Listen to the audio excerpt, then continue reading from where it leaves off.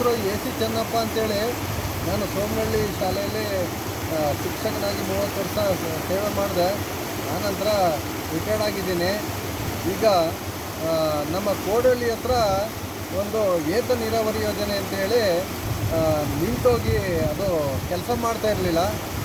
ಈಗ ಮಾನ್ಯ ಚೆಲುವರಾಜರವರ ಸಹಾಯದಿಂದ ತಾಲೂಕು ಕಾಂಗ್ರೆಸ್ ಬ್ಲಾಕ್ ಅಧ್ಯಕ್ಷರಾಗಿರುವಂತಹ ಚೆಲುವರಾಜು ನನ್ನ ಶಿಷ್ಯ.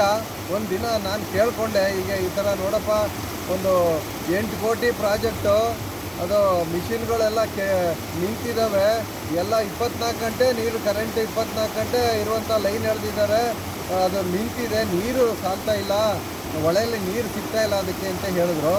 ಹಾಗಾಗಿ ನಾನು ಸತತ ಪ್ರಯತ್ನ ಮಾಡಿ ಅವರ ಸಹಕಾರದಿಂದ ಇವತ್ತು ಈಗ ನೀರು ಬರುವಂತೆ ಆಗಿದೆ.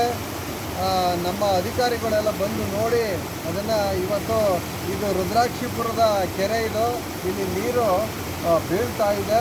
ಈ ಕೆರೆ ತುಂಬಿದ್ರೆ ಸುತ್ತಮುತ್ತಲಿನ ರೈತರಿಗೆ ಭಾಳಷ್ಟು ಅನುಕೂಲ ಆಗುತ್ತೆ. ಇಂಥ ಕೆಲಸ ಎಲ್ಲರೂ ರೈತರು ಸಹಕಾರದಿಂದ ನಾವು ಮಾಡಿದ್ರೆ ಏನೋ ಪ್ರಯೋಜನ ಆಗುತ್ತೆ.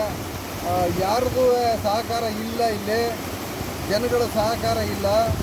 ನಿಜವಾಗ್ಲೂ ರೈತರು ಇವತ್ತು ದೇಶದಲ್ಲಿ ಮುಂದೆ ಬರಬೇಕು ಅಂತ ಅಂದರೆ ಇಂಥ ಕೆಲಸ ಎಲ್ಲ ಒಟ್ಟಾಗಿ ಸೇರಿ ನಿಂತ್ಕೊಂಡು ಅಲ್ಲಿ ಒಂದು ಒಡ್ಡು ಕಟ್ಟಬೇಕಾಗುತ್ತೆ. ಒಳಗಡೆ ನೀರು ಸತತವಾಗಿ ಮೋಟ್ರಿಗೆ ನೀರು ಸಿಗುವಂತೆ ವ್ಯವಸ್ಥೆ ಮಾಡಬೇಕು.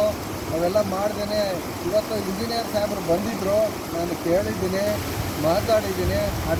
ಗೋಡೆ ಕಟ್ಟಬೇಕಲ್ಲಿ, ಅದು ಅಡ್ಡಗೋಡೆ ಕಟ್ಟಿದ್ರೆ 24 ಗಂಟೆ ನೀರು ಈ ಥರ ಹರಿದು ಈ ಕೆರೆ ತುಂಬುವಂಗೆ ಮಾಡ್ಬೋದು.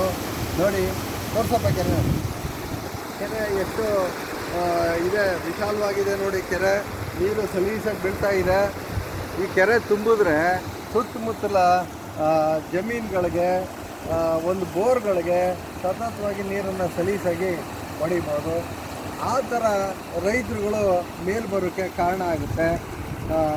ದಯಮಾಡಿ ಎಲ್ಲ ರೈತರುಗಳು, ರುದ್ರಾಕ್ಷಿಪುರದ ರೈತರುಗಳು ಹೋಗಿ ಅಲ್ಲಿ ಒಳಗೆ ಒಂದು ಒಡ್ಡು ಕಟ್ಟೋದಕ್ಕೆ ರಾಜಕಾರಣಿಗಳನ್ನು ಅಥವಾ MLA ಸಾಹೇಬ್ರನ್ನ ಕೇಳಿಕೊಂಡು ಇದಕ್ಕೆ ಒಂದು ಪೂರ್ತಿ, ಇದಕ್ಕೊಂದು ಪರ್ಮನೆಂಟಾಗಿ ಒಂದು ಏನಾದ್ರು ಕೆಲಸ ಮಾಡಬೇಕು ಅಂತ ನಾನು ಈ ಮೂಲಕ ಕೇಳ್ಕೊತೀನಿ.